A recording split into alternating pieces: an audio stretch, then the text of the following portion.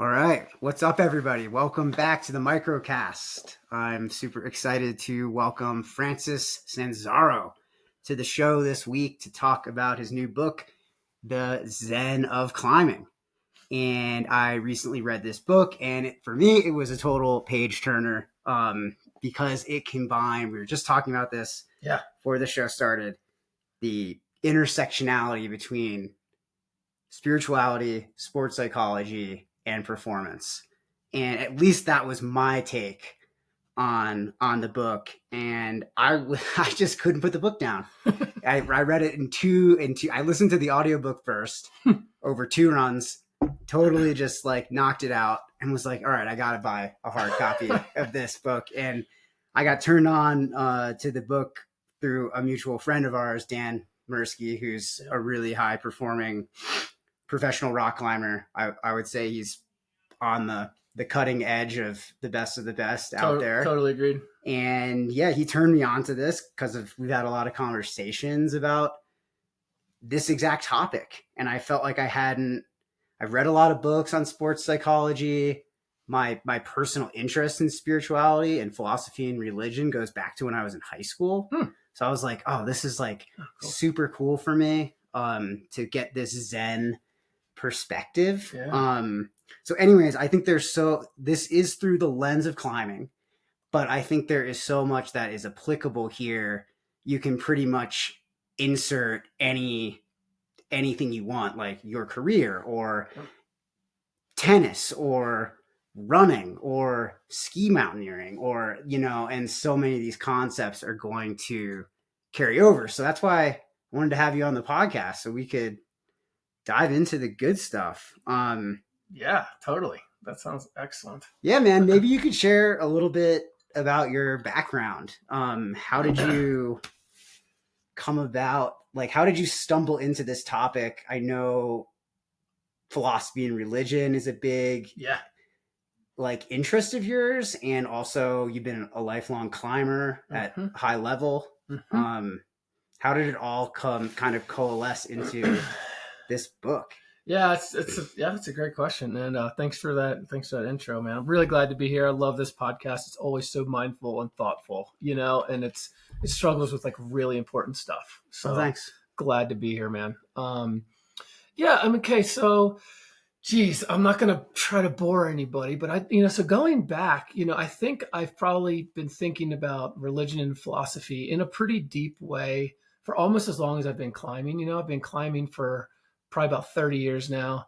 And since I was about 13 or 14, and I have been, really like a student of Zen. I mean, pretty seriously since around like 15 or so.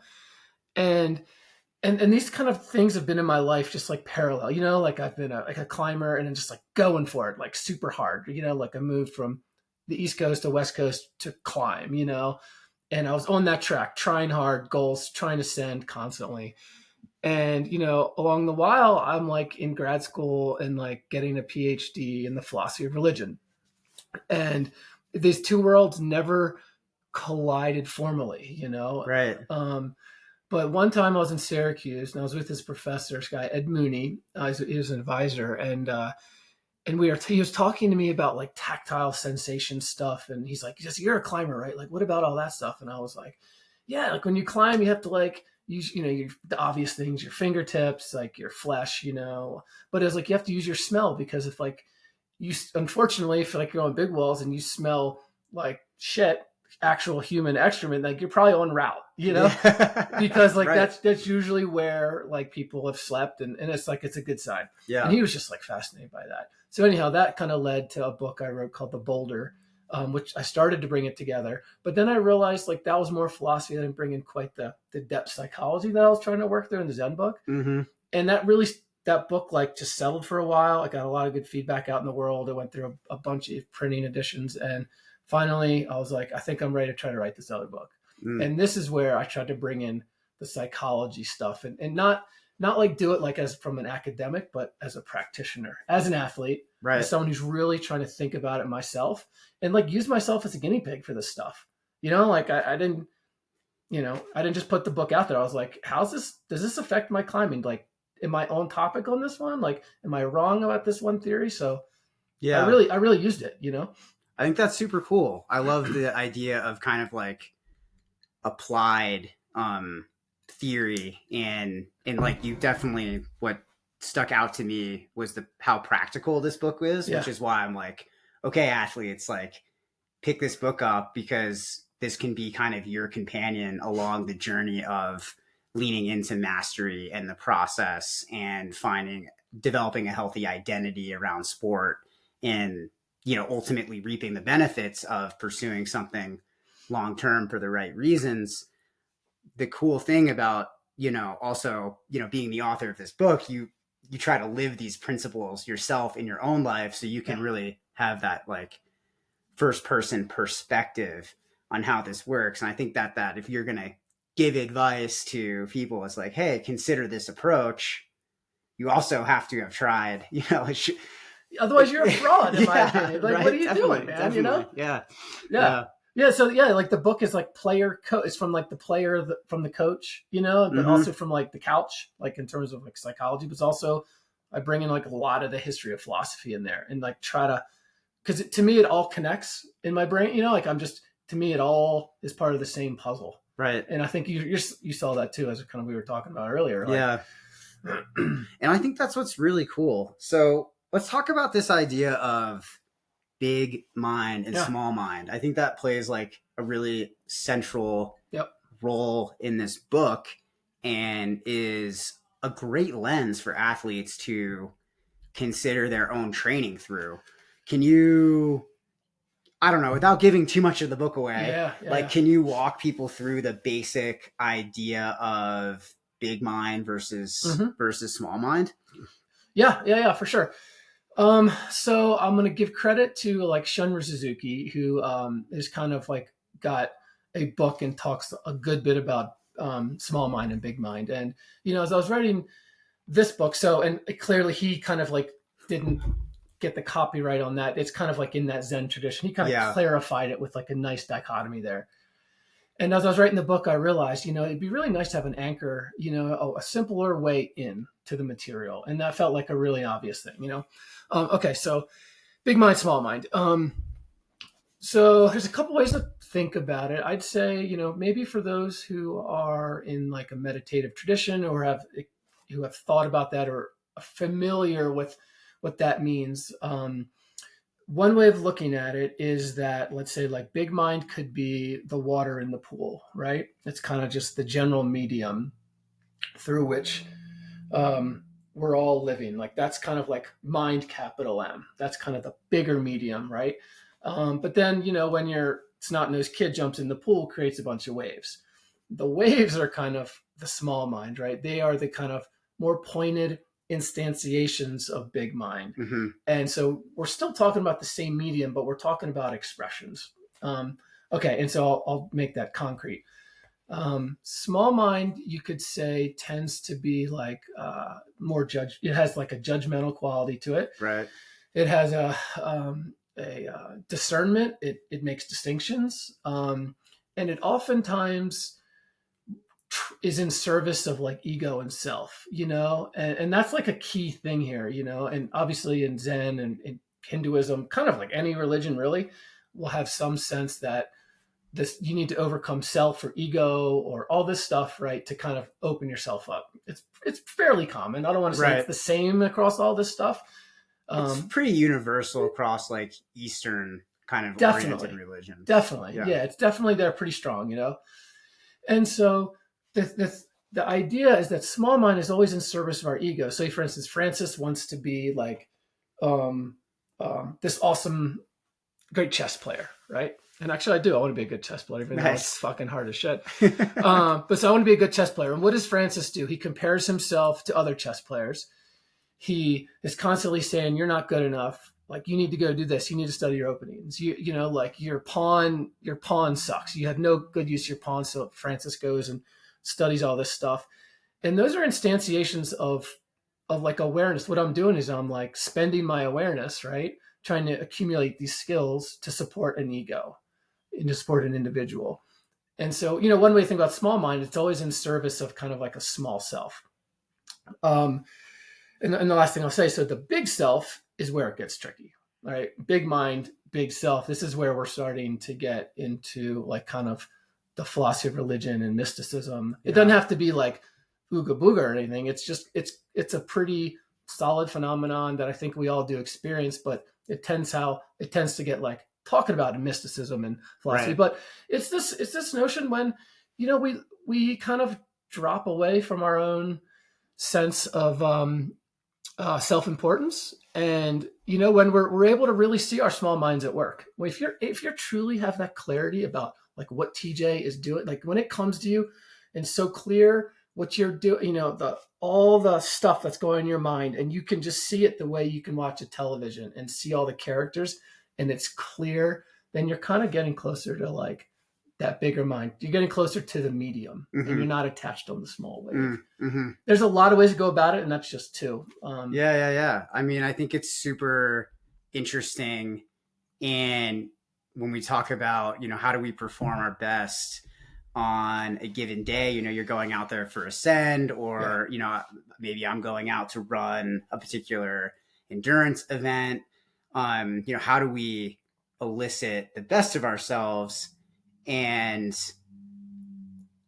I have often thought and have been working to kind of gather and be able to articulate on this. But if you have a small mind and a big mind, or two selves, as it can sometimes be described, where do you access your highest expression? Is it in the side of my body knows what to do and I know what to do? Or is it through this other side where maybe you're accessing more of a clutch like state, where you're kind of like forcing something to happen through very direct dialogue and commands? Almost like we have these two selves or two minds. The one mind can be very much the evaluator or the judge or the teller of what to do, to the part of you that kind of has done the work and maybe instinctually knows what to do on the given day, but then when constantly evaluated, doesn't perform as well.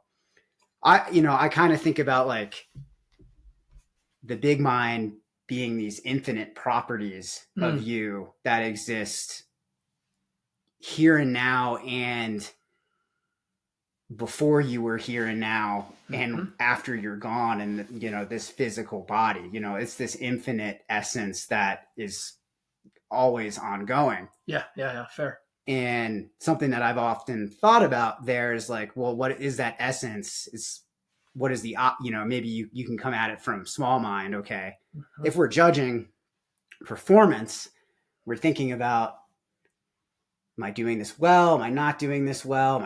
I'm questioning myself. That comes from a place of lack. Yeah.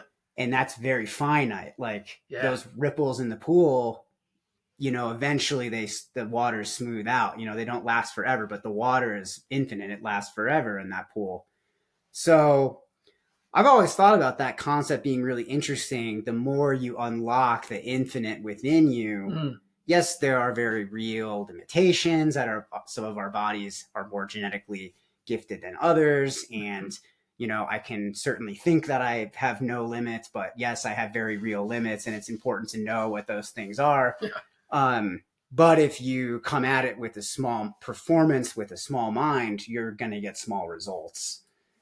So I find this concept to be really cool and interesting. I think it's at the cutting edge of when we really look at a person. Who are you? Well, I'm both of those things. I'm a whole and complete soul, an infinite energy. Hard to describe, feels very metaphysical. Yeah. And then also, well, I do have an ego, and I do have a part of me that judges and discerns and operates on this very finite plane of human existence. And okay, how do I make that work for me? I think there's interesting books that talk about that, like The Inner Game of Tennis is a classic. So good. That talks about, well, how do I use my ego in service of this more essential self part of me or this big mind part of me. Mm-hmm. But anyways, maybe I digress a little bit, but I'm wondering, if the dichotomy, I believe Yeah. that dichotomy exists. Yeah. Like that's Yep. my belief. Sounds like we're on the same page. There's a small mind and a big mind, and Yeah, so I mean, we are the purpose, I would say, of making that distinction is never to be like attached to either one, and we're embodied animals, man, like as someone once said, we're midway between a god and an animal, like yeah, that's kind of just where we are on the spectrum, and so we, the purpose, I think, or the interest for me is like never to get sucked into big mind, because then you're just like in a cave, yeah, and you're just zoning out, and like you're just out there, you're out to lunch, and I mean, literally, there's like traditions of like cave meditation, and like these guys sure. will spend 30 years Or living in a monastery your whole life. Yeah, and they can kind of really stay in like a zone when they're kind of self. The TJs or the Francises aren't really popping into their life, not putting out firing out emails, But the purpose, on the other hand, is also not to just be super attached to our daily selves and constantly jockeying ourselves up against where we think we should be athletically, where we others are athletically, because measuring up is a form of like, that's exhausting, right? And that does not lead to good results as an athlete. And I love your like intro to that, because it's spoken like a true athlete, and so you're struggling with the real battle, like the real battle is like how, kind of like, I still want to get better as an athlete, like how can I apply this? And so for me, the top line message is like, it's about kind of the freedom to apply the mind that is best for the execution of whatever sport you're doing. Mm-hmm. And that's how you win. Like, like climbing is about doing moves. It's not about getting to the top. If you can do every move successfully, then you are going to get to the top, right. But the thing is we fucking sabotage ourselves all the time. It's like, we don't just have one mind. We have many different minds and fragments and streams, right? And we're self-sabotaging ourselves all the time, and it'd be nice to think we kind of everything's in a row and everything inside of us is just like, just like, okay, like, let's go. I have TJ's best interest. Totally not the case. Right. We have panics and fears that are super irrational. And when it comes to being an athlete, when those kind of like come into being and it really manifest themselves, you have a bad performance, Yeah. And to have a big mind, or to at least inhabit that, enables you to see all of that working and put out the fires and execute, with clarity and like in intuition and quick, and kind of like quick action. And I call it the toggle, right? The ability to kind of just like, okay, like I don't need an aggressive mind right now. I need something way more relaxed, Right. And maybe for runners, that's, like something's coming up or you're about to pass somebody and, you kind of get that a little adrenaline or something, or someone's coming up on you, and it's like, all right, what's the best move here? Do I follow like this kind of super competitive thing in me and just burn hard and drain the tank now? Because you're going to pay for it later. Sure. Definitely. And so it's like, if you could step back, and be like, okay, don't listen to that voice. Like that voice it's a good voice to have, but don't indulge it right now or something like that, and really like, what's the best move? And that's an experiential thing, like books can't teach that. That's the product of practice, building awareness. Yep. I think awareness is probably the most important attribute to pursue as an athlete in service of whatever outcomes you want to create for yourself, because without the awareness, you don't have the ability to discern with whether or not I should lean into my competitive side in this moment, or if that serves me better to lean into later in the race and, hold on to that energy now. Totally. Or just understanding like, am I a little bit over the edge here going for this, thing? Maybe I need to hold back, conserve, without the value of experience there, and gathering insights from that process to build your awareness as an athlete is going to, I think, help you in that moment. Like what I kind of hear coming out throughout this is like flexibility in your mindset, not rigidity. And where it's like, okay, I'm going to grab this tool here. I'm going to use this framework here. what's appropriate in this moment. And I think like the best athletes in the world, right? They're pretty much able to use that toggle, like grab this, okay, relax, breathe here, okay, I gotta really push here, okay, and then they can decide in the moment based on intuition, how they're feeling, past experience, what to do.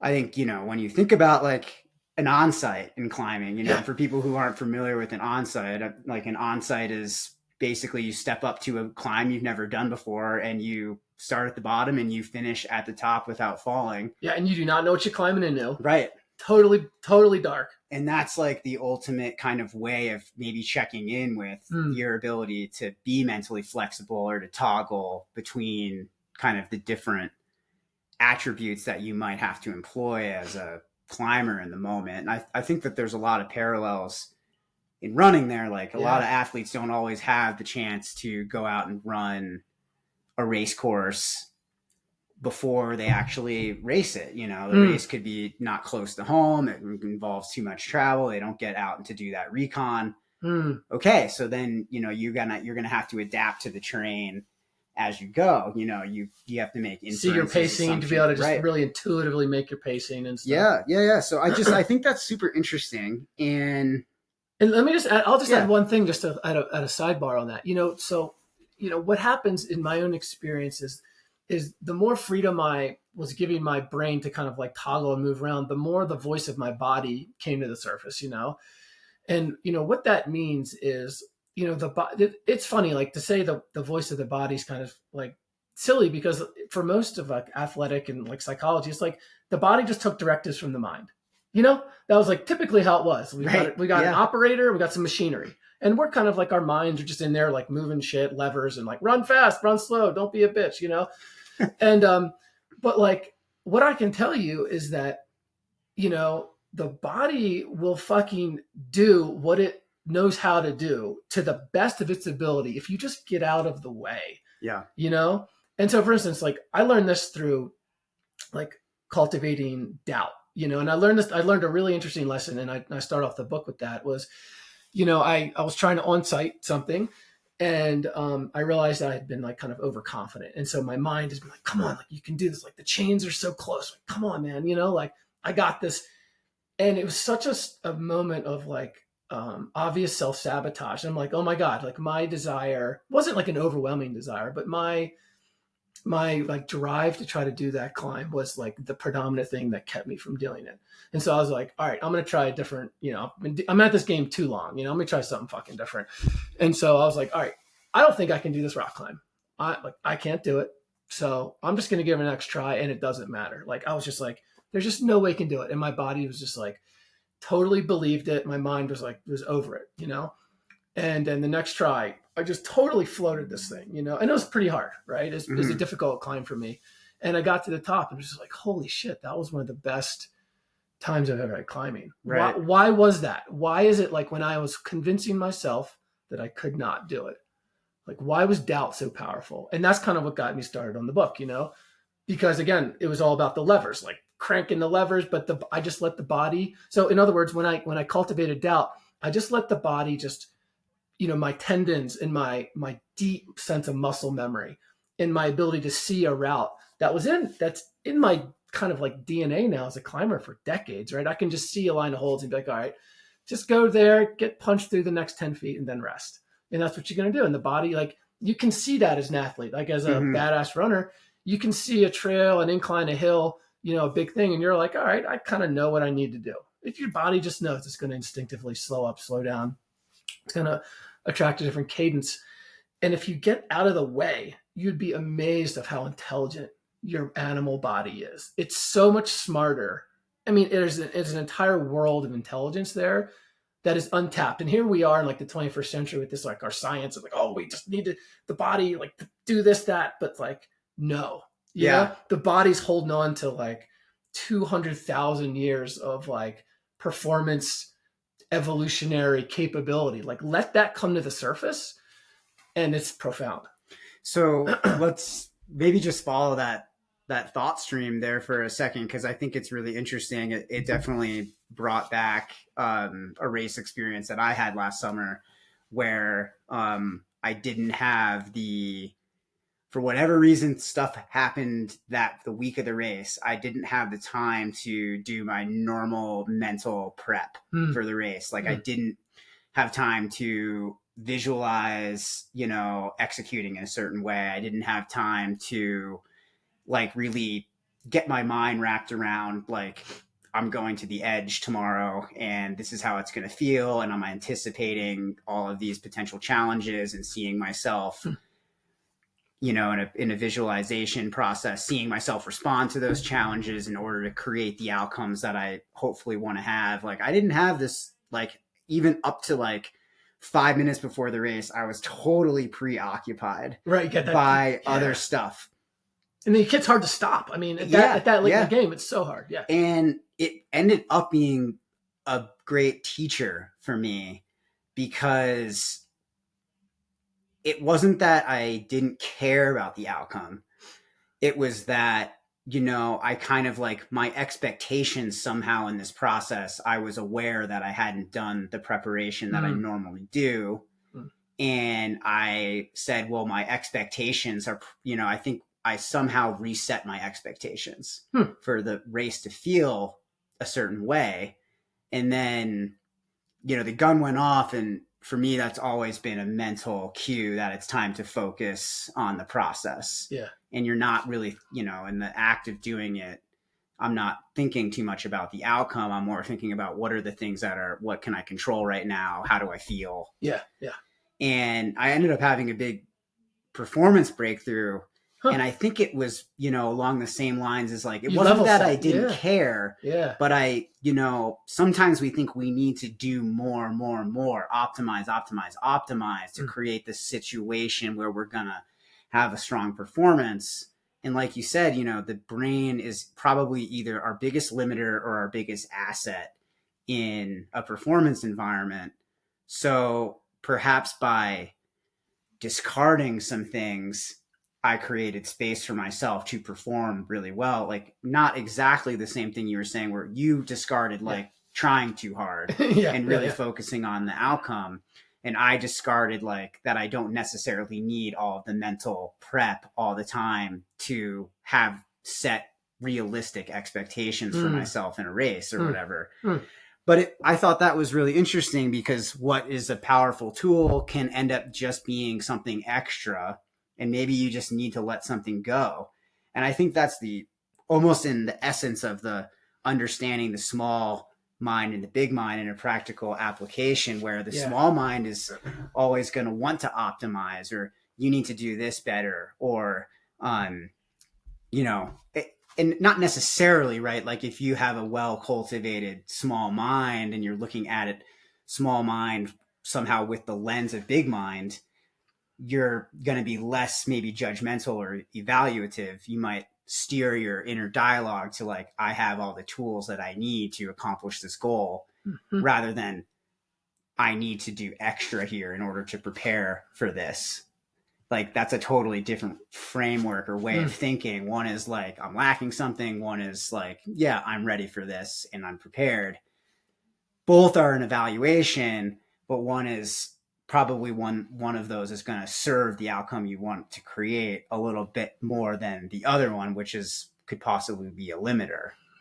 Yeah. And I'll just build off of that. I love that. I really like relate to that experience, Yeah. And I think it's super practical. And I think what happens too is when, the body kind of rebels when our minds really try to over control it, with the goals. And I expect it to do this, right? We have like a little game plan and I'm going to push, but like your mind's not pushing, your body's pushing, like literally it's like your body and the body rebels. And what I mean by that is it will not do its job properly when it feels like it is getting leveraged for something else, that doesn't feel authentic. And it's a funny thing how that works, but, and what do I mean by that? So, you could go to the data and say that, the small mind is kind of like what you could call almost like an overactive mind, especially when it comes to race. Like when you're trying to race, like to have those little fuck, like I gotta go, like all that kind of stuff. It's really distracting, right? Yeah. And they've done studies where they've like tested, I think, people who bench press, and they're trying to do like math problems in their brain. Um, and they found that people who were trying to do math problems in their brain while exerting maximum force, like, could not actually exert max force. Yeah, it's just such an interesting right? Like part in the book here. Your body, Yeah. it's like literally like your muscles and your fibers and stuff are not able to contract to their like physiological maximum when your brain is calculating. Mm-hmm. And that to me was like super interesting. Like, so what it really did for me is like when I'm up on a climb and I got a really hard move, right? And I really got to pull like full lats and full, just like full go for it. You know, that's at my limit. And if I'm having like these little like fragments of overcalculation, I'm not going to do it because I need that extra percentage. You know, if like my max contraction goes down 5% because of small minds, whatever coming in, then I'm just not going to be able to do it. And so I kind of paint that in the book as like, that's the body rebelling.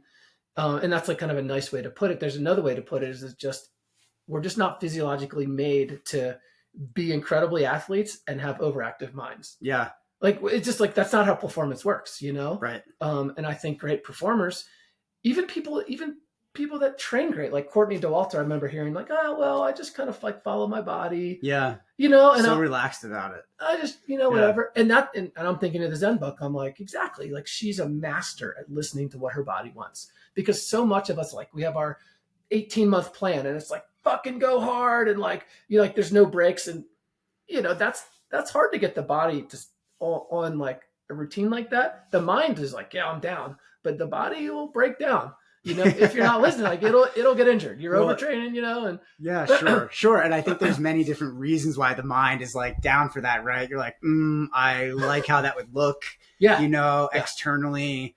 Maybe I like the perception of going for broke for 18 months, how that would be perceived amongst my friends or the people who, you know, follow me on social media or in some way, shape, or form invested in my training. Like, I think I really liked how that outcome would like. It's a good it has good optics to it, right? You know? Like, yeah, and then like at the end of the day, like that doesn't line up, right? Because where are the intrinsic parts of that, and running or training within the guidelines of a plan is pretty key to creating the physiological and even the mental adaptations you need to do well at a specific event, but also having the mental, going back to that mental flexibility piece, the mental flexibility of being like, I can do less today because my body is telling me these certain things. And when I do less, ultimately that allows me to avoid cycles of injury, which you talk a little bit about in the book. So, and, you know, ultimately, if I avoid cycles and injury, I'm more consistent. If I'm more consistent, I'm going to grow and learn and ultimately have the adaptations I want. Probably it's going to happen on a quicker time scale than I realize because I'm more consistent. And our brains almost always fall into that trap of like that, doing that, what I just described, is much harder to do than going for the thing that looks really cool. Yeah. You talk a lot about like different ways we go about failing in this book, which I found to be really interesting. It reminded me of, there's a quote in here from Serena Williams. Isn't that a great one? And I have a tennis background. I played college tennis, and I grew up watching Serena play when she first got on the scene with her sister Venus, and I was like, wow, these two, you know, they're going for it at every point, giving their absolute all, physicality and a level of play that, you know, tennis had never seen. And like now we see it a lot more. You know, Nadal really modeled that in men's tennis, but you know, at the time it was completely revolutionary, like their presence, particularly Serena's presence on the court. And when I like stumbled on this quote that you had in the book, and I'll read it here. I don't like to lose at anything, yet I've grown most not from victories, but setbacks. If winning is God's reward, then losing is how he teaches us.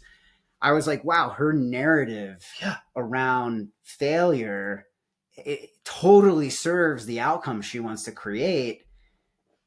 because she doesn't, I'm sure she acknowledges that losing's hard. Like she does. It sucks to lose. I don't like to lose.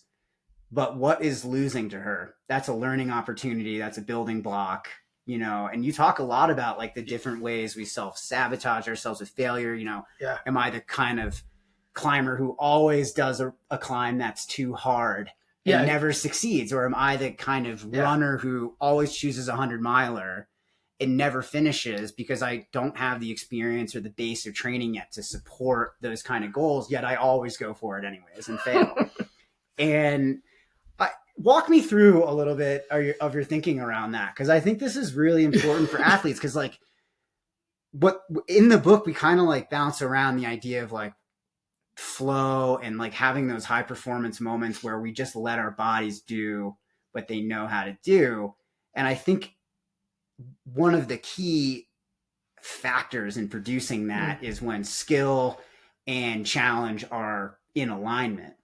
And so if you're choosing goals that are way out of your league, you're not going to experience those sensations. Yep. And if you're choosing stuff that's too easy, you're not going to experience those sensations either. And I think like, I can speak in my own experience as a lifelong athlete in many different disciplines, that flow is one of the most enjoyable states to have. And it's also elusive as well. And so like, if you're not aware, it's very difficult to put yourself in the position. And I work with so many athletes who, are constantly trying to find flow because we got to talk about that before we talk about after flow. We got to talk about flow, because I have a big problem with that. Let's get into it. I would love to hear about what your thoughts are on that. Yeah, no, it's so interesting. Like, so about failure, I mean, failure is a fucking mystery, right? And I am totally unsatisfied with like an insider's athlete's take on failure. That's kind of why I gave it so much lead time. And here's the basic fact, right? You're an athlete, I'm an athlete. I've been at this game my whole life trying my best, and we fail the large majority of the time in like quote unquote fail. Right. And like, just to interrupt for a second, I feel like climbers fail more than anybody. Oh, totally. Yeah. Cause the better you get, the more you fail. Like when you're starting, you're going up the grades easily. It's like, if you're a mile guy, like going from 430 to 410, like, hey, you might get there quick, but going from 410 to 402 or something is fucking hard. Yeah, or under 4 is like, and it might take years. Like, right. I knew a college guy who, a runner, and his whole life he got to like 402, and he tried for like 5 years. A Penn State guy, full scholarship track, and he never got like sub 4. It took him 10 years to try to do it. Yeah. So from the outside, you could say that him and I or whatever trying to always are just failing all the time. So to me, that's a big problem. Okay. So how do you deal with that as an athlete who's failing, so-called failing on quotes all the time? Well, the way to deal with that is to not feel like a failure. Exactly. That's the key. This is awesome. This is the key, because there's a difference between like failing and feeling like a failure. And athletes, we connect the two all the time. Like, fuck, I didn't do it. I'm a fucking failure. I feel like a failure because I didn't do it. Right. But that's not true, because we're in athletics and stuff is out of our control. Conditions, the body is a fickle thing. It's going to like do something weird. It's going to trip when you're running. It's not going to do something when you're climbing. You're going to botch something, and you're going to be hanging on the rope, and your head's going to be down. And it's like, okay, are you a failure, or was that just a failure? Are you a failure, Francis, the person, or was that just like an executionary failure?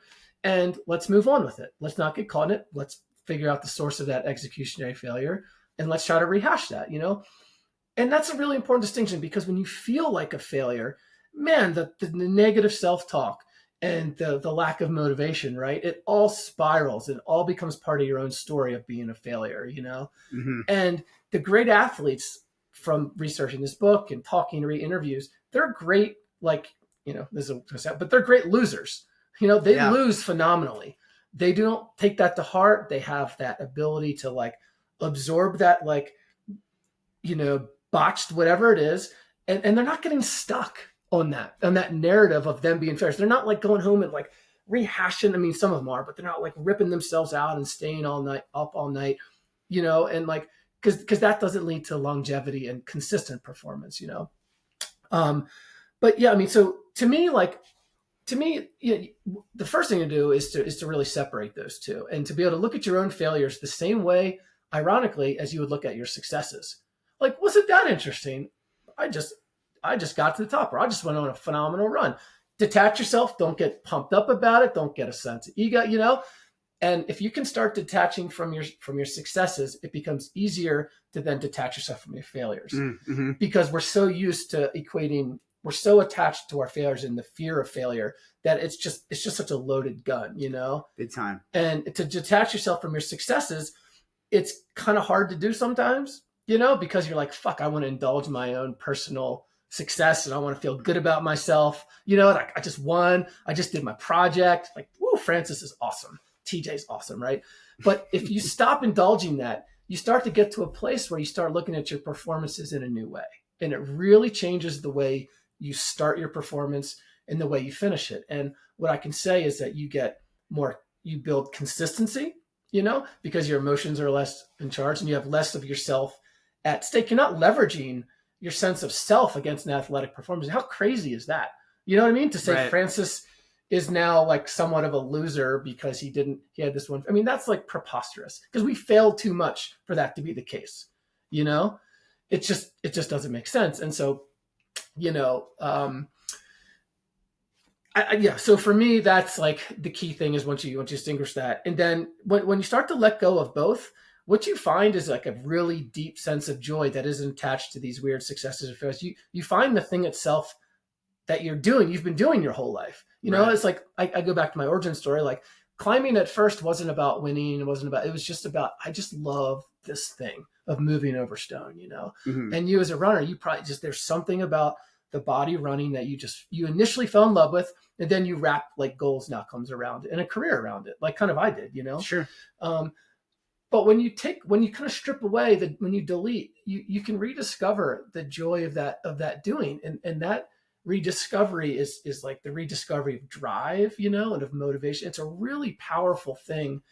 And to be honest, I haven't like felt like a failure, even though I've quote unquote failed a lot. I haven't felt like a failure in like 5 years, ever since I've really embodied this. And it's helped me be so much better as an athlete in all aspects. Yeah. I mean, I think that's huge. It's a game-changing way to look at this, because if you consistently feel like a failure when you don't achieve the outcomes that you want, that you're going for, eventually that's going to erode your sense of identity, and it's going to make it very hard. It's going to call into question your motivations Exactly. and what you're doing anyways. And you're going to start to have what I call reckoning moments, where many athletes of all levels have these reckoning moments where they start to realize, okay, why was I pursuing this? Yeah. And I'm going to bring up 2 examples because they're just awesome. Like, I always thought that if I was like a badass and like I was able to win a gold medal, because climbing wasn't in the Olympics when I was young, but it was always a dream, right? Sure. I was always thought, man, if I get a fucking gold medal, I would be like so happy. I would be like a complete person, And I never had a chance to even compete, which doesn't say I wouldn't even made it because I probably wouldn't have. But, so I started reading like Michael Phelps and Paulo Ono, and like some guys who have been very vocal about their depression. And I'm like, isn't that interesting? We've got some seriously decorated guys and gals, and they're like telling how their life sucks. And their life did suck. Right. So you got Phelps winning 8 gold medals and he's going home and he's a depressed person. And that to me was like, holy shit. Like, how's that possible? Right. Well, the thing was, those things didn't mean anything to him because they were for the wrong reasons. He like Apollo Ono talks about his fear of losing. Like, that was his primary motivator, was his fear of losing. That is such a weak framework, right, to pursue any goals on, because that fear of failure is going to keep you from actually performing at your highest level. And this is a guy who went so far and so deep. Imagine the joy he could have had and how much better if he got rid of that and Phelps said the same thing. It's like these athletic goals they're ultimately empty. Like they don't mean anything to these individuals. And like, as athletes that are not quite gold medalists or not that level, like we should really listen to that. Like, we should take that to heart and be like, okay, stop attaching myself to whatever that external validation is and focus on the thing itself. Yeah. But that to me was like a really, it's called Way to Gold, the documentary with Phelps, and it's really Right. revealing. And I got to give him credit for like, just, I don't know, just getting out there and bringing this to light, because mental health and athletes and success and outcomes, it's all kind of in that film. Totally. Man, I love this way of looking at failure because, like you mentioned before, you're going to probably fail a lot more times than you're going to succeed. When you really take a look at your life through a 30,000-foot view, Yeah. that's just that is the essence of life, and really how you respond in those moments, the narrative you create around that can largely dictate how successful you are in achieving the outcomes you want later. And I know I'm talking a lot about outcomes, and you're talking a lot about process. And I think We should talk both about of these too, things are really integral Yeah. to one another. And my personal viewpoint is, yes, we need to have joy in the act of doing, and moving for movement's sake, running for running's sake, climbing for climbing's sake, because of the intrinsic value that has. Like my view is like, okay, running is a vehicle for self-expression. I'm a human here and a human experience, but I'm really a spiritual being. I have these particular gifts and a way and an outlook. How do I express who I am? Well, I run, I coach, I have these different things that I do. Those are ways for me to express myself. And that is fully intrinsic. And when your fear around failure, if I fail, I feel horrible, like I don't feel whole and complete. I feel like this upholds a narrative around I'm not good enough. You're not only going to discover like my motivations were extrinsic. I was hoping that this would fill something that I lacked. Like I needed to win. I need to win because I don't feel whole and complete as I am. This is where I think big and small mind like comes in like really powerfully, because you fail, are a failure in small mind. Only in small mind. Right. And that is like, or ego, I think a lot about like what hurts when you fail. Well, my ego hurts. And that's it. Right. But like, did I fail and did I win?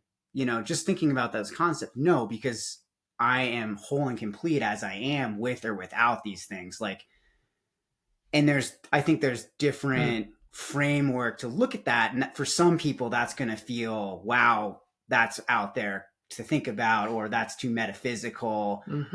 But if you use the framework of small mind and big mind, in big mind, you can't ever fail. And you also really can't ever win. You really just have experience. Yep.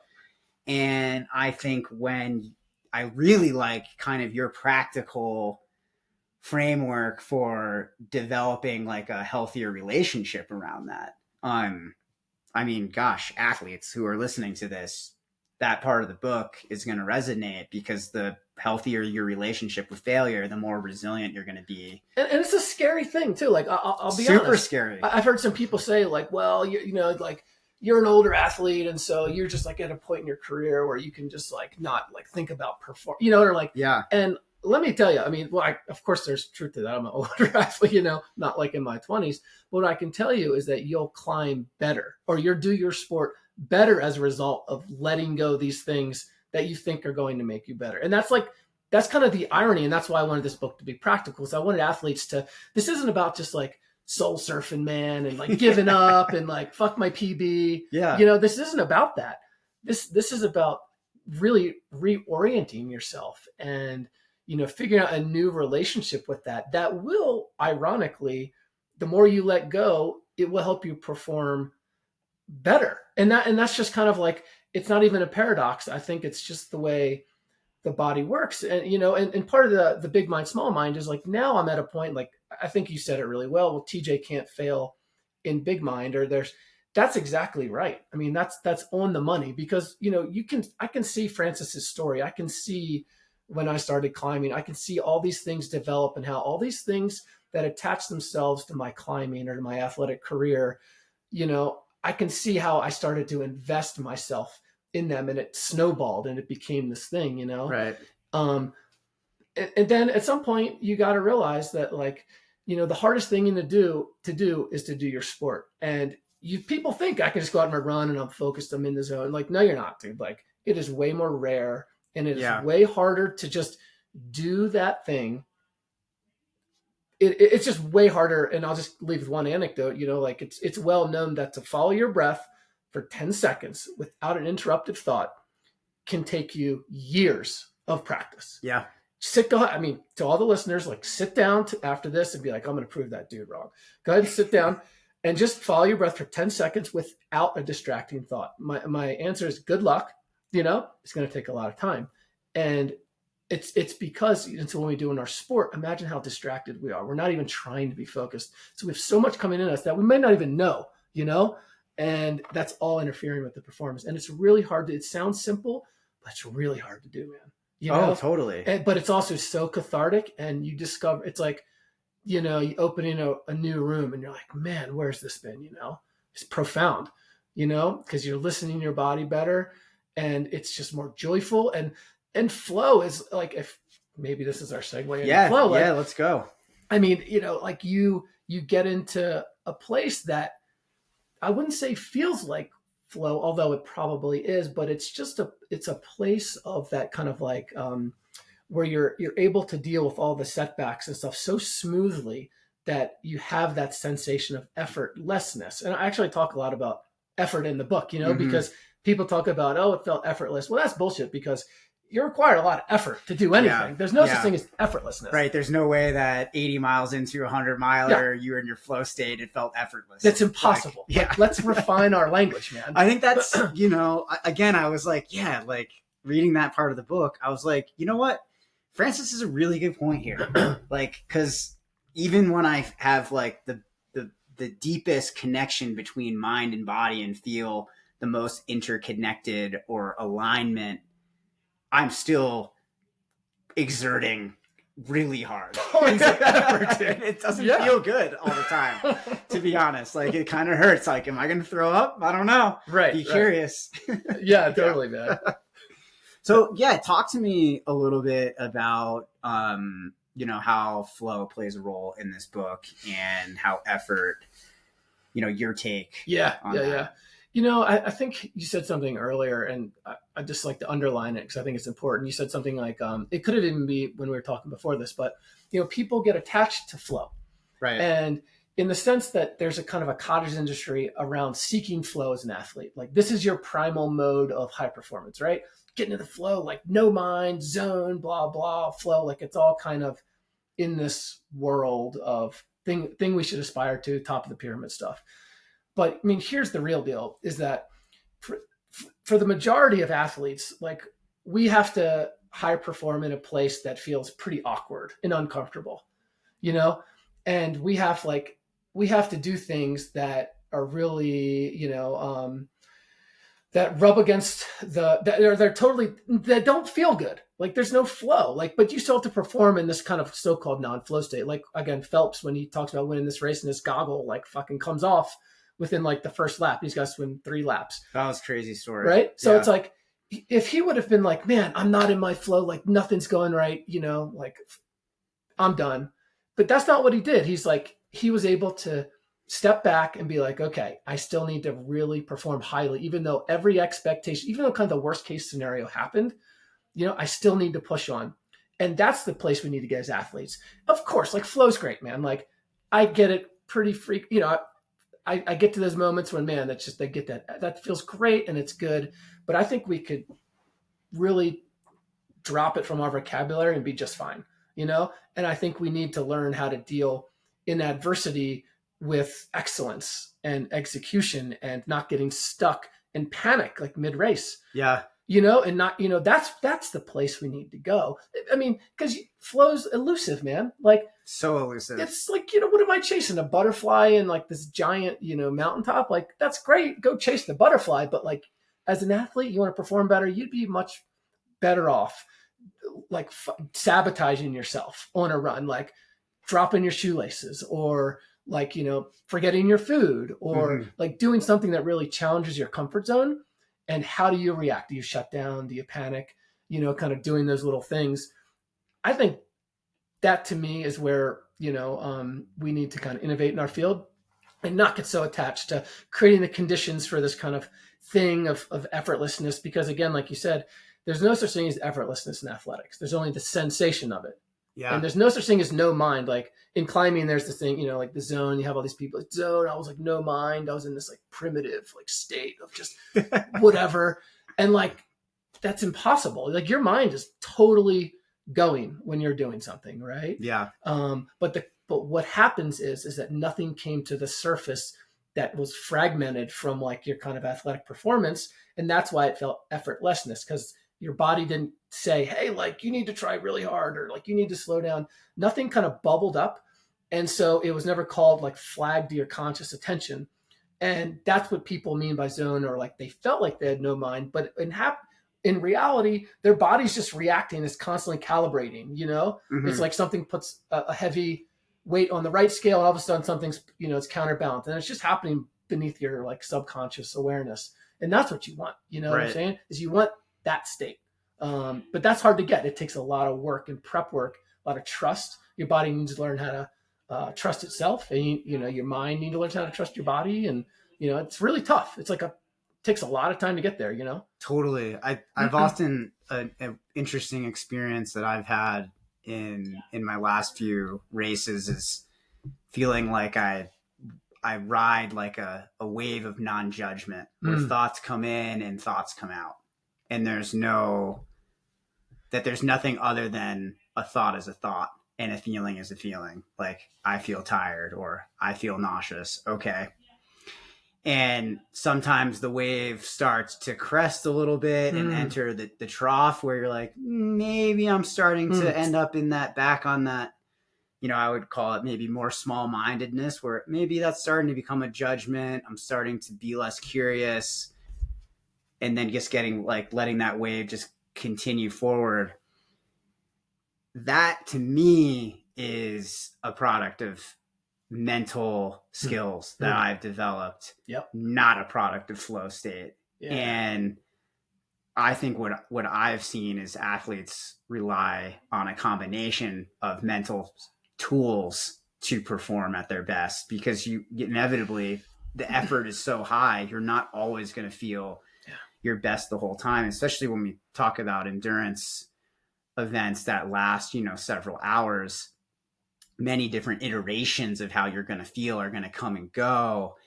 And so you have these moments where, okay, I'm feeling like really flowy, like it's just happening for me right now. Yeah, everything's clicking. Yeah. I'm feeling so good, just eating up mileage and stuff. Yeah. And then, time is just going by. I'm not, it's crazy. And then all of a sudden I'll have a moment where it's like clutch state. Like I have to force the state and manufacture it, because I'll start to like have an energy dip, and I'll have to rely on other tools. Like what are my performance standards, or, what are my process oriented goals here? What are mental tools? What self-talk can I bring out? Which brings me to a point where you talk a little bit in the book about self-talk and self-help, and how you had an interesting take on that. And I really wanted you to share that with the audience, because I just felt like, what are these like little pep talks we give ourselves before events? Like this like goes right into this conversation of like confidence, and is that overrated? Yeah, right. It's a big one. Yeah. I mean, you got time for a few more minutes? Oh, here? For sure, dude. Yeah, I know. So I love it. You're just spoken like a true athlete, man. It's awesome. Okay. So like for me, I started to, so The Inner Game of Tennis is by Galway. Is a great book. Yeah. Great book. He definitely, it's a really good book. I really highly recommend it. He talks a lot about voices and language, self-talk of athletes, and I found that to be true in my own climbing, even my own running, So for instance, like, there's a couple of hills around town that are really steep and hard for me to keep running, and you get to the point where you're just like, your quads are just burning, and you're like, fuck, like, and then what I noticed is that there was a voice inside of me that says, come on, man, like you can do it. Like, come on, and I'm like, isn't that interesting? Like, why did that come? Is it because I doubted that I could do this thing, or is it because my body was shutting down and needed that extra spurt? What I learned is that it was actually doubt. So my body, the body experiences fatigue, right? You know what I'm saying? Lactic Yeah. acid builds up, like that happens. But what is unnatural is the doubt that creeps in and says you're not going to be able to do this thing. Right. And it is not my belief that, that kind of like pep talk is essential for someone who's a very centered, aware athlete. I think when we unconsciously feel doubt, that's when we feel the need to have confidence. Yeah. And it only comes in a lack.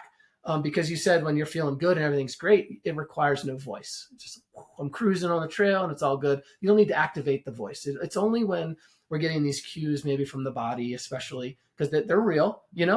Biological things are happening and we're getting tired. Our muscles and tendons are getting worn down, and so we think that we can like talk our body through it. But in reality, the body doesn't need that. And in reality, what you have to do is, I think for some people, I'll step back a little bit. I think it can help as a short-term hack. Sure. It sure can. Like, fucking come on. Like, like weightlifters, like, and they think that they're like getting so pumped up that's going to help them. And I don't want to take away that.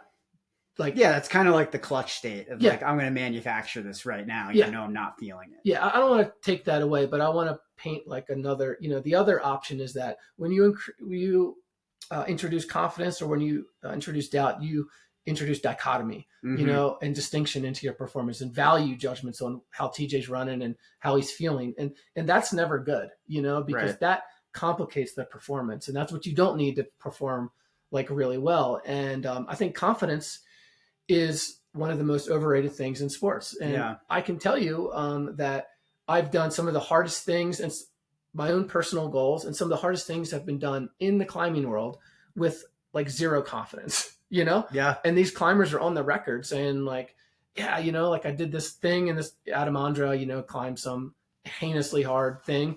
And he's like, man, I just felt like shit that day, And then, so that comes like, I started to think about that. And I started to go through all these examples, and I found them like everywhere, and what that told me is that you just don't need to have that kind of confidence. Like, I can do this. You don't need to pump yourself up. Like, it's just not doing anything, In fact, like what you're doing is you're just getting in the way, because an overconfident person makes bad decisions. Sure. You know what I'm saying? Yeah. Like, I got this. Like, you know what I mean? It's like, you as an athlete, you know what that means. I don't even have to say it. And so it's better to not have both. But, I'll admit it's kind of like, it's hard, because when you get low and your reserves get tough, that's when the internal talk starts. But that's also the point where you just need to let your performance play itself out. That doesn't mean you're going to lie down the trail and be like, oh, I'm good. There has to be some kind of effort mechanism that's driving you in some deep way. Mm-hmm. You know what I'm saying? Because if the body gets tired, the natural thing to do is fucking lay down. Yeah. Right? I mean, that's just human nature. Oh, yeah. That's what it's telling you to do. So I'm not saying listen to that. I'm saying, there's a deep, deep, deep voice, the love of that sport that I think that I feel confident will take you through, that will carry you. And it'll carry you with a lot of grace, and a lot of staying power. And kind of like you said, there's so many ups and downs. If you just get attached to all the ups or the downs, then, it's such a inconsistent performance in race. Your experience is dictated purely by your emotional state. Exactly. It's no longer in your control. Yeah, exactly. And that's exactly where you don't want to be. That's not where you want to be. I like Courtney DeWalter in the Pain Cave is so great, and it applies here so well, because she's famous obviously for being able to keep going, right? Yeah. And she talks about her in her pain cave, and she's just fucking chiseling away. But what she's doing is she's getting to a place where she can see Courtney. I mean, that it's a visualization that's appearing to her in times of great suffering. And it's happening because she's putting that pain into a place that's not affecting her performance. Right. That's what to me is phenomenal about it. She's like she's inching back away from her small mind, which is really suffering. And she's able to say, oh, look, isn't that funny?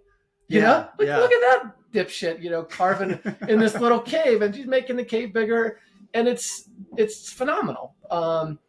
So she doesn't have to be in the cave. She's outside that cave. And that's the thing, when you're in the cave and you're just like, and Courtney's just in the cave and just in the pain, that's really disheartening as an athlete, because you do really want to quit and give up. And you may not consciously think you want to quit or give up, but your body's already listening to those cues. Yeah. It's already like making the moves to stop a good performance. Right. And you know what I'm saying? It's like kind of already laying the groundwork for a shitty whatever.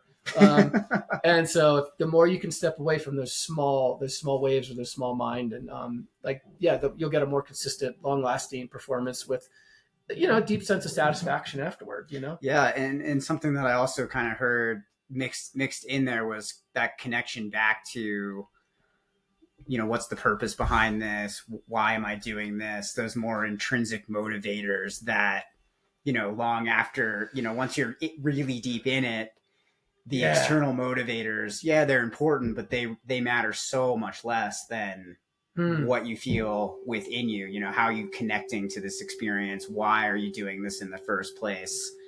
Something that I've chatted with Courtney, but I've never gotten into the deep stuff with her, just more like, hanging out. It's one of those things where I can sense from her a driver for her is a deep curiosity. Yeah. Nice. Which I think is, to me, that really speaks to big mind, where it's like, what am I capable of in this moment? How much can I chisel away? For how long can I chisel? Like, I'm going to chisel as long as I can. I'm going to just keep sharpen chiseling. The tools when they get dull and keep going. Right. And so I think that perspective can be a really, powerful one, especially when we're talking about confidence. Like, I cringe thinking that, like, okay, in previous coaching iterations of myself, I've talked a lot about, well, how do athletes build confidence? And I really just didn't have the language to say, like, well, we build confidence by becoming competent in what we're doing, having experience, relying on that experience and the intuition and the awareness that comes with it. We're not really creating confidence, because confidence is just a belief you have about your ability to accomplish something that is based totally on a feeling, can change day to day, like based on, whether you had enough coffee or not. Like, honestly, totally. Yeah. So, why would you want to base performance on something like that? What are our anecdotes? What can we focus on? Yeah. Instead of focusing on how do I manufacture or build up confidence in myself. The two races that I raced and did very well at, my first international podium that I had this past year, I had no confidence. I love that. It's so great. Yeah. Yeah. And I had no confidence because, like, I had a lot of setbacks before that event. I had questions about my health before that event. And so interesting anecdote from my experience, but it put me in a very curious mindset. Yeah. Where, I had curiosity working for me, and I had the competence of a lot of previous racing experience. And, I did my training to the best of my ability. Was it similar training that I've done in the past, more training than I've done in the past? Not necessarily. It was different training, but I had done my training to the best of my ability. Those are the things, I kind of leaned on those things rather than being like pumping myself up and saying, I can do this, let it unfold as it's supposed to unfold. That's kind of something that I usually, a mantra of mine or whatever. But I'm curious, like, what do you think about, how do we become less reliant on confidence? What kind of state should we move ourselves into? Yeah. So my take is, as I am an experimenter, kind of, we started off, I was like, just use yourself in an experiment, stress test this shit. Like, don't just believe me. Right. Like, I want you, if you're whatever sport you do, I want you to go out there and try to, if you tend to think you're a confident person, then try to self-sabotage yourself and try to convince yourself you can't do it, and see the results, see for yourself, and just kind of go from there. Because what will happen is, like, you could convince yourself all day, like, you can't ride a bike. Fuck this. Like, you could try all day, but guess what? The body knows how to ride a bike. You get on your bike, you're going to steer and pedal. And when you get rid of, like, the doubt and the confidence, that's when you start to inhabit that really interesting space. So I think the next time, practically, right? Okay. So what is your when you think about when your athletic goals or when your athletic fantasies, like, come in your brain throughout the day, like they do mine constantly, you're like, I'm just going to climb this, I'm going to climb that. What are the contents of that fantasy? Is it like, are you at the top? Are you at the bottom? Are you failing? Are you just doing it? Like, what are the contents of that? And then as you get closer to like, that training day or that race, like what's going on in your mind? Where is your mind? Is it at the finish line? Is it everyone looking at everyone else who you feel intimidated by? And really just starting to study what your brain is doing. Like, what is your mind doing? How is it sizing everything up? And when you start to do that, you'll start to see your own kind of like unique pattern of, and your own complexes that you're bringing to the table. And that's kind of, I think, like the best way to kind of embody some of this stuff is to really turn the lens on yourself, stop overtraining. That extra, 5 to 10 sets at the gym are going to do nowhere near as good as what I'm saying. And what I think, you're saying as well, is starting to figure out where your mind is going, before all this stuff. So that would be like, like a practical, just like experiment with that. And I think, some ways to do that is especially getting out of your comfort zone a little bit and shaking up how you react, when you get out of your comfort zone. I think that's really important. I think that's really essential. And any athlete has to make decisions on the fly really quick. But not all people are really good at that. And some of the best athletes in the world are really good at making game time decisions, and you could say that, like, Messi, with soccer, had like incredible field vision because he was able to just like really detach himself from the field a little bit and make these incredibly intuitive calculations on people running and receiving the ball. He could just do it. He could just like done, right? And he trained his body to do it. And so, that's a skill that top athletes have that I think we all need to cultivate. And I'll just say one thing about running and motivation. And I'm a deep believer that deep motivation. I'm a deep believer. I am a big believer that deep motivation is by far the best kind of motivation. And studies have proven that. A lot of coaches will say that, it's not wanting to win the gold medal. It's just for the love of that movement. Yeah. And that's what carries you through everything. And I think of, runners like Francois Dehaene or, like Killian, when I hear those guys talk, when you really slow down and you don't dismiss, I just love to be in the mountains, and you really like hear them talk, they're really saying they just love to be in the mountains, like truly, like that's, I listened to like so many to try to see if I could catch them, and a lot of interviewers are like, well, don't you just want to beat the guy? Don't you want to win? And they're like, it's kind of nice, but I just love to be out in the wild, And when you just love to be out in the wild and running is just a medium through which you get that, that's a pretty powerful motivator, And what do you make of that? Do you say that they're genetically gifted and that's why they can be so relaxed? Or is it they're that good because they're that relaxed? Right. I think it's the latter. Like, in the climbing world, it's the same way. You talk about Chris Sharma or whatever. It's like they're that good because they're so detached from those outcomes, because they're just out there for a great day. And of course they're competitive in a sense and they want to, Killian of course wants to win, but it's different. You know what I'm saying?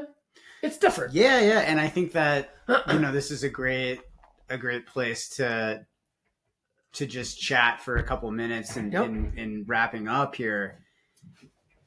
Something that I felt you were kind of positing throughout this book, and which felt like a very Zen principle to me. You can correct me if I'm wrong. Zen isn't my area of expertise, but it also feels like Taoist, which is something that I've spent a lot of time studying and reading.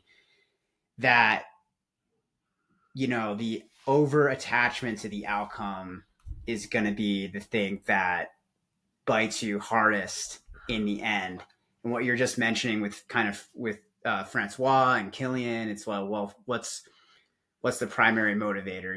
Well, perhaps it's a really great day in the mountains. And for them, they have their own specific definition of maybe what a really great day in the mountains is. Probably has something to do with pushing their limits, exploring their potential, moving fast in challenging terrain, like being in a competitive environment and field. Like, I'm sure that, the list is deep and that has deep meaning for them. But once they get into doing the thing, where do you think their minds are? Yeah, I think their minds are really just absorbed in that task in a way that other people are not able to get into. Right. It's kind of like, I don't know what's the word. I mean, fully embody. I'm trying to think of like, just a way of describing that. But I mean, there's no doubt that they have like a harmony at working across so many levels. And I liked how you said that there's a lot of motivators going, because that's totally true. You can't take away the competitive nature from any of these guys, because there is that. But I think what rises to the surface, what in the end is left, when all the other things have kind of burned off, like, are these like heavy rocks in the campfire, and the big rocks in the campfire after all the kindling is burned off are, a real deep love of the mountains, a deep love of like pushing themselves. And I think they're finding a lot of deep joy in there. And that's not like an ecstatic joy, like a happiness. It's just like, this is kind of what I was meant to do. Yeah. And very few people really reach for that, because I think people don't seek it, because a lot of times it's not in everyone, because you're doing athletic for the wrong reason. Sure. You're trying to puff yourself up or posture or prove something to yourself that you're good at something.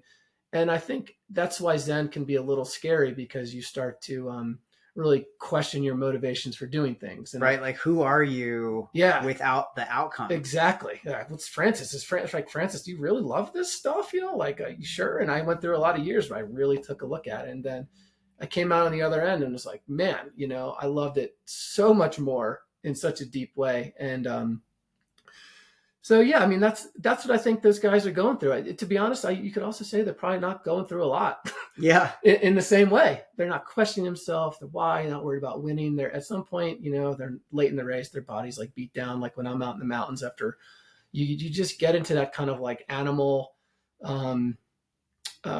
movement, when you're just kind of, you're still in it, and it's really pleasing. And yeah, there's just not many ruffles. Like, peace is the absence of, fragmentation. Yeah. It's not something that's added onto your life.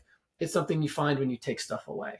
And that's what's interesting. Like, you don't add your way to peace. You can't like add all this shit to your life and find like, enlightenment or find a sense of solitude, or, find a sense of centeredness. You have to take away to find it. And that's what I think is going on with those guys. I think they've been able to strip a lot away, and it's a great place to be. I wonder if the act of going that deep helps to strip a lot of those fragments away.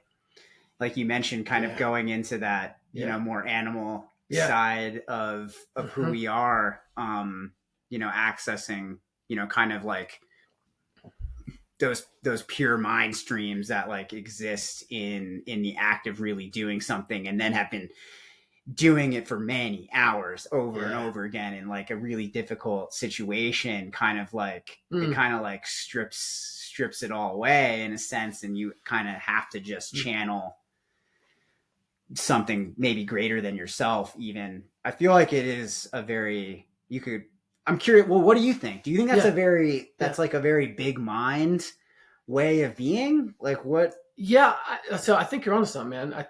I'm glad you brought it up, because I think what you're talking about is using, let's call it exhaustion as a tool. Sure. Right? Because it is a tool. And some people use hallucinogenics, right? Right. And then throughout the history of philosophy and religion, of which I've spent a lot of time studying, exhaustion is an extremely valid and well-used tool to strip away small mind and to tap into whether you're talking about like great spirit, or big soul. Hallucinogenics are another tool that are commonly used, rituals, incantations, So these are all tools. And I think you're right. I absolutely would say that some sports are more privileged than others to get us into these states. If you look at like football, I'm not convinced that the average linebacker is going to talk about, like a deep sense of spirit. And so I just don't think they are. I think the sport is different. But I think endurance sports, when you just wear the body down and the mind, and it gets to a place where, it's just, again, exhaustion just is one of those methods. And that's because of our biology, because we expend a lot of energy, and, our mind gets tired and our bodies get tired, and we have to learn to rely on something else. And that something else is often what you find, like kind of you start to develop kind of a big mind relationship. Yeah. So yeah, sports are definitely like surfing is a great example of not quite having the exhaustion thing, but they talk about sports and athletic experience a lot of the ways like climbers do and like ultra runners do. There's a real connection to a medium, Right. And there's a real adaptation aspect to the way they talk about like surfing, and it's a real literature, and climbers have it too, and runners talk about being in landscapes, and so there's something about out. I'm going to say it. I think there's something privileged about outdoor fields or outdoor arena, not fields, square fields, but outdoor arenas when we're in a medium and we're able to adapt that medium, and we ourselves are a medium, and the experiences in between those two mediums. And I think that's a privileged space. That's not in everything. Yeah. I do think that environment matters a lot when we're talking, and connecting back to those larger parts of ourselves. If we want to put a lens of spirituality on it, nature is a theme that is ongoing for millennium. Like it's just it's not new. It's not new. Nope. We know for a fact that being in nature is a way for us to be more connected to ourselves, to feel like we're more connected to the universe or larger things larger than ourselves, right? I don't think it's necessarily a mystery why runners tend to like feel, who have gone deep, feel like, running hundreds was, therapy for me. Like this helped me overcome, so many challenges I had in my life, or because I think a lot of the environmental factors, the exhaustion, like you mentioned, a lot of these things are kind of coming together in a confluence that does support some of this greater transformation and growth. And, I don't know, it depends on what your personal take is. For me, I'm pursuing, that growth and transformation, and that, sport is my vehicle for that. It's going to be different for everybody. But I do find it, I don't think there's any mistake, when you're like ski mountaineers, surfers, climber, I think of Tommy Caldwell on the Dawn Wall for, all those days, like just chipping away, like Courtney DeWalter of climbing there, just chipping away. And I mean, that really, I got to listen to him speak about that. And it was just like a really cool experience to hear about, how deep, Meru is another great documentary. That's so good. Where it's they great, just isn't go it? so deep. And talks a lot about the human spirit and the connectedness that we have, if we just allow ourselves to be in those positions, which takes big mind, because the small mind, wants to keep us small. We can't dream big. We don't have a personal Meru. We could never achieve, something like that for ourselves. I think that's, a big limitation of, today's popular culture, just the ethos of being a person in the world in 2024. It kind of lends itself to this small mind, small way of self-limiting beliefs. I think your book really gives us some practical ways to think about, expanding our understanding of who we really are and what we're really capable of, which is kind of, to me, I'm like, well, you have to explore that if you want to explore your potential as an athlete. Yeah, the two are totally connected. Like exactly. I would just say right on, like there's no way you're going to be a top performer, or I would say consistently top performer, that is also motivated and has a deep love without doing this work. There's no way. Like you can win like a couple, like, so you can get away with some shit, Definitely. Like, but like it won't be consistent and your career won't be that long, and the studies have shown, like there are studies on deep motivation in athletes, and they talk about this, and, that type of connection to your sport is what's going to sustain you like over time, so, and you have to do the work. Like you can't, here's what I always say to people, like, okay, what do I do? When I'm about to climb and I have all this like stuff going on, what do I do? And it's like, man, like you're way too late. Like you're way too late. This needs to be part of your life as an athlete. this needs to be something you do all the time, because it won't only make you a better athlete, it'll make you a better aware person. Yeah. And like, what the fuck are we doing as human beings? Like, are we really here to like run a fast marathon? Like really, like when you think about it, like when you die, is that going to be your thing? Like, man, you just ran that 10K. So like, that's ridiculous. Right. I'm always like, it's going to say on my gravestone, TJ David was really good at work. I'm like, shit, man, that's terrible. It's terrible. Like, we got to do better. Right. We got to like understand why we're here. And we don't even need to talk spirituality. Like, I'm not talking about God. I'm not talking about spirit. I'm just saying like, why are we here? We're here to like get to know ourselves really well. And you're never going to like perform anything at your best unless you do the social interactions, be a good husband, be a good dad, be a good son, like unless you have that figured out, So maybe in closing, we could just leave the listeners with 2 or 3 things that they could do outside of reading this book, which I think, this is required reading. I haven't read anything that puts a lens on performance quite like this. So again, this gets my full recommendation for whatever that is worth out there in the world. But what are like 2 or 3 practical things athletes can do to get started on this process of connecting with themselves on a deeper level in order to access the potential that they really have? Yeah. Okay. So I'll give one that's kind of might make people uncomfortable is stop thinking any of what you do matters to anyone else.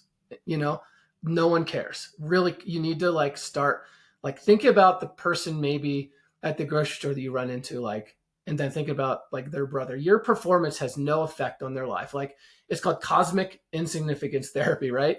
Stop thinking of the self-importance of your performances and achievements. Just like you gotta get rid of it. Like, we think, there is some kind of weird legacy of immortalism around athletics and athletes. We think like we're doing something important, but we're not.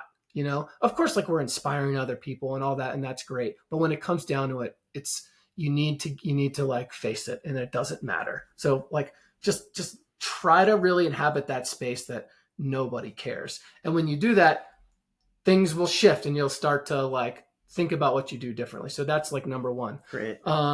And the second one, again, is really practical, is stop caring about your successes. Like, walk away from that. Stop priding yourself on them. The second you do something that you're proud of, walk away from that thought. Don't indulge that thought. Don't let yourself get pumped up. If you need to, shut up about it. Stop posting, stop telling your friends about it. Just like try to live in a world where any of your achievements don't matter. And what you're going to happen is that eventually your failures won't matter as well, because the easier one is to work on your success. It's a lot harder to get rid of like the feeling of failures. Yeah. So I think that's practical. Number 3, I would say, is make it like, if you need to build into your daily structure a time when you just check in with yourself. Okay. Like, why am I doing this? Like, why am I doing and what are the fantasies around what you're doing? What are your motivations are? And just really just like checking in, and it could be, the obvious thing could be like thinking about anxiety, because that's a powerful one, right? Or fear. Right. So when I'm going to have to do a hard climbing project, like sometimes it's very common for climbers the night before to not sleep. Like you can't sleep because you got like your nerves, And so for a climber, that would be okay. You want to catch that the night before and be like, all right, like why would I lose sleep over something that's happening tomorrow? So what is like the true nature of that anxiety? And so what you're doing is like you're developing a daily check-in system. Some people journal, some people meditate, some people sit there with their coffee in the morning and just be like, all right, like where's my brain at with my athletic fantasies or lack thereof at the moment? And start to developing a pattern.